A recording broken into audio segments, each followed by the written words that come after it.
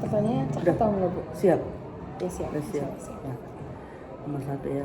Jelaskan fungsi ginjal yang berkaitan dengan osmoregulasi tubuh ya. Ya, jadi osmoregulasi itu artinya mengatur kadar air di dalam tubuh.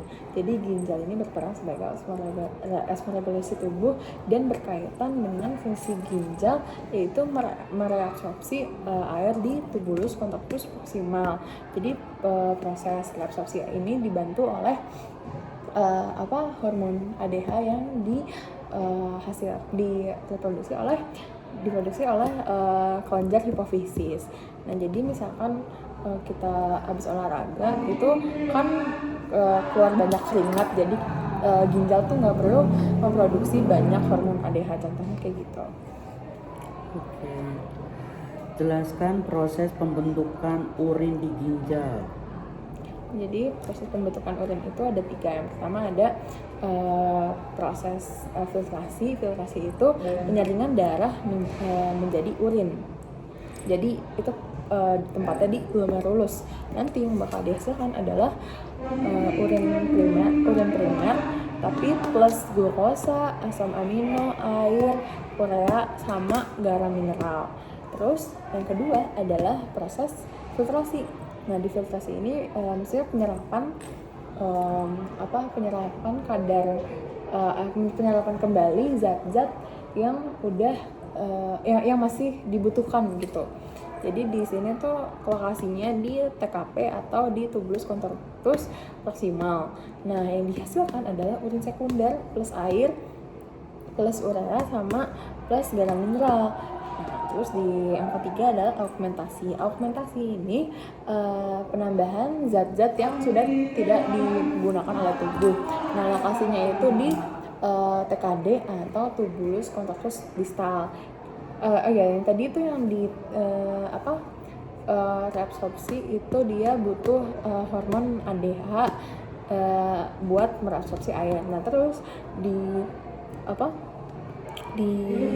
TKD ini hormon ADH juga dipakai, tapi nggak terlalu banyak atau bahkan nggak dipakai lagi karena udah dipakai di TKP.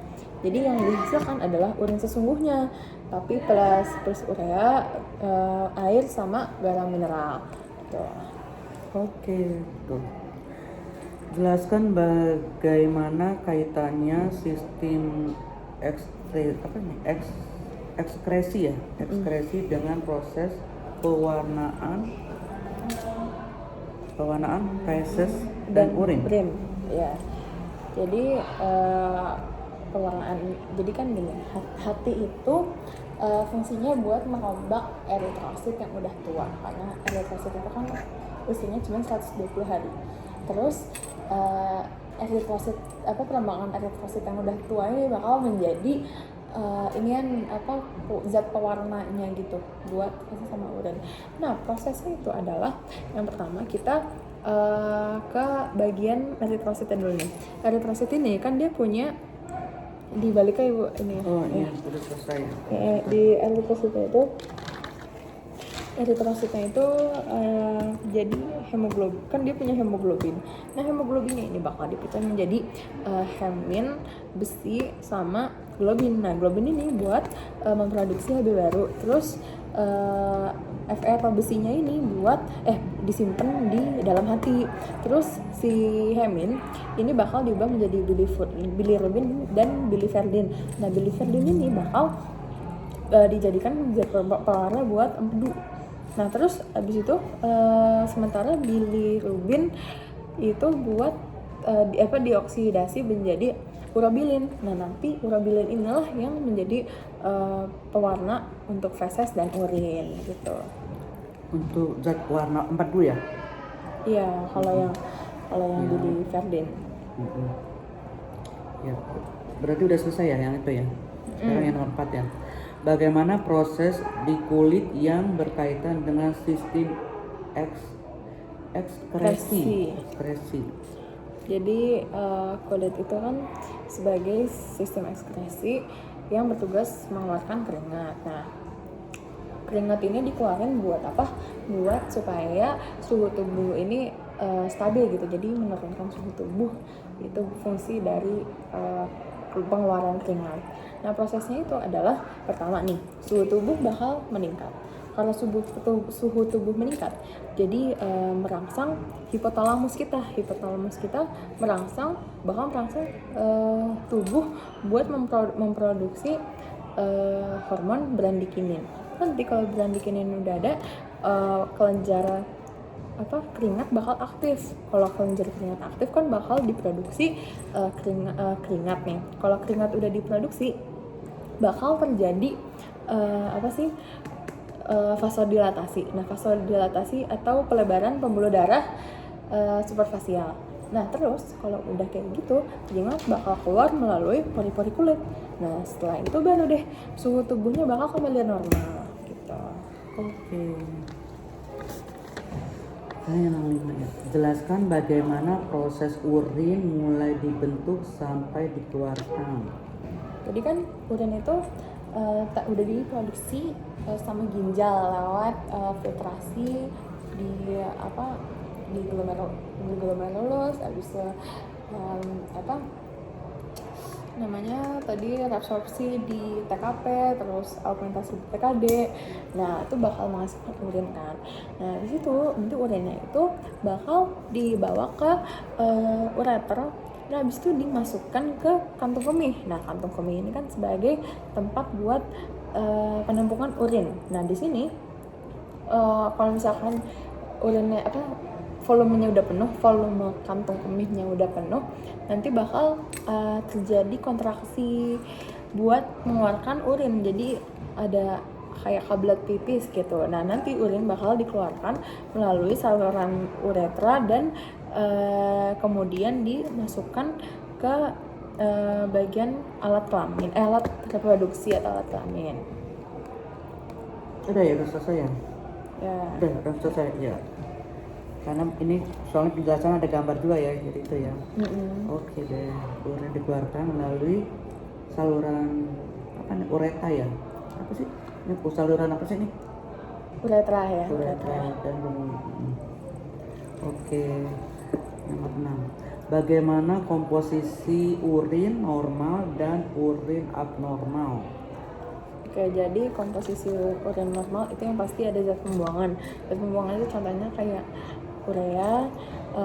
Urea itu kan bekas perombakan protein. Terus ada asam urat itu bekas perombakan bekas metabolisme asam nukleat. Habis itu ada satu lagi keratin. Keratin itu hasil penguraian dari keratin fosfat dari jaringan otot gitu. Terus yang kedua ada benda keton. Ini asalnya dari hasil metabolisme lemak. Habis itu yang ketiga ada asam hipurat. Asam hipurat ini dari hasil pencernaan sayur dan buah. Habis itu yang keempat ada elektrolit. Nah, elektrolitnya contohnya kayak amonium, kalsium, terus natrium sama klorin. Terus yang ke-5 ada toksin. Toksin ini contohnya tuh kayak hormon HCG. HCG ini hormon kehamilan yang diproduksi sama kelenjar plasenta. Terus ada kayak enzim sama vitamin juga gitu. Terus kalau komposisi urin yang abnormal, kalau komposisi urin abnormal itu ada protein berarti kan glomerulusnya dia nggak bisa menyaring protein. Terus ada sel darah merah, berarti di glomerulus juga bisa menyaring sel darah merah. Terus ada zat kapur, ada batu kapur, sama benda keton yang jumlahnya itu melebihi batas normal gitu. Berarti apa semua? Subhanallah, semuanya bisa itu. Ya, jelaskan kulit sebagai pengatur panas atau termoregulasi. Ya. Jadi panas itu dikeluarkan melalui beberapa cara. Yang pertama contohnya tuh kayak tinggal contoh ya. Pertama ada pemancaran. Pemancaran ini dia radiasi kan. Jadi panas itu dilepaskan lewat udara sekitar, jadi kayak langsung radiasi gitu, langsung ke udara sekitar.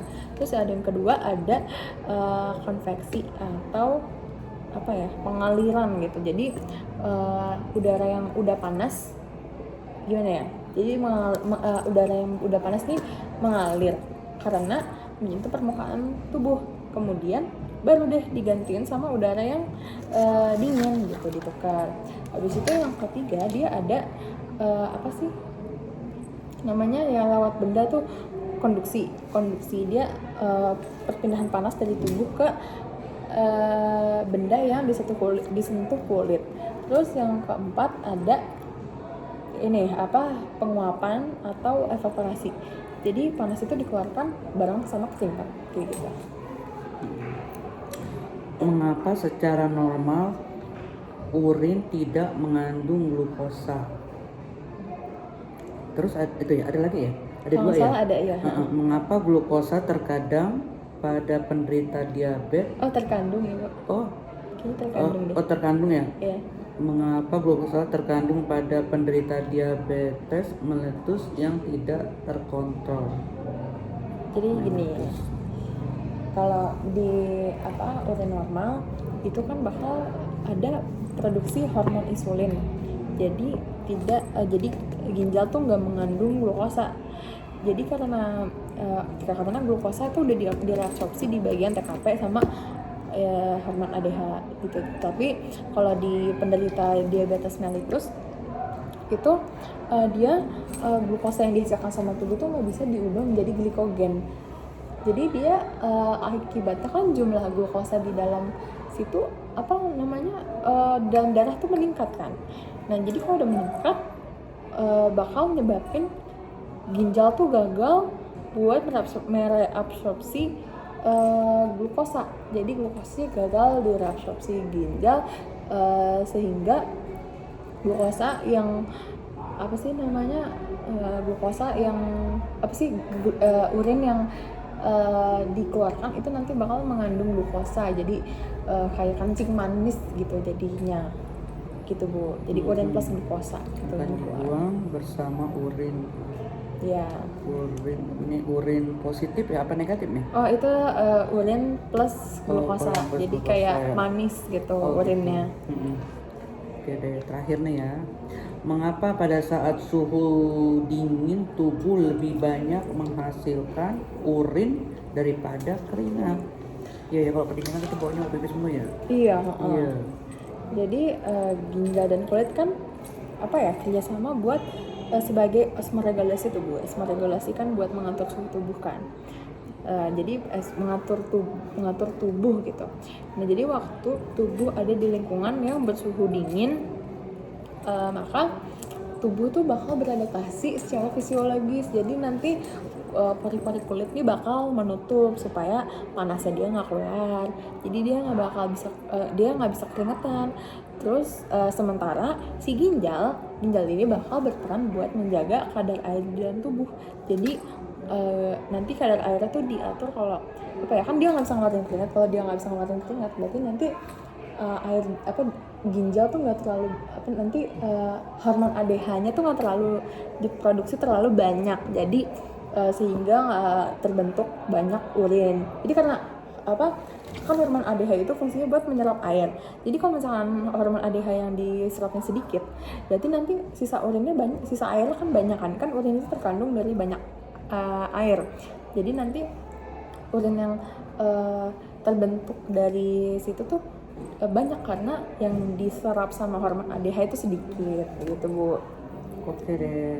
Oke. Tapi di sini hormon ADH-nya nggak ketulis ya? Oh iya, enggak, itu aku tambahan aja.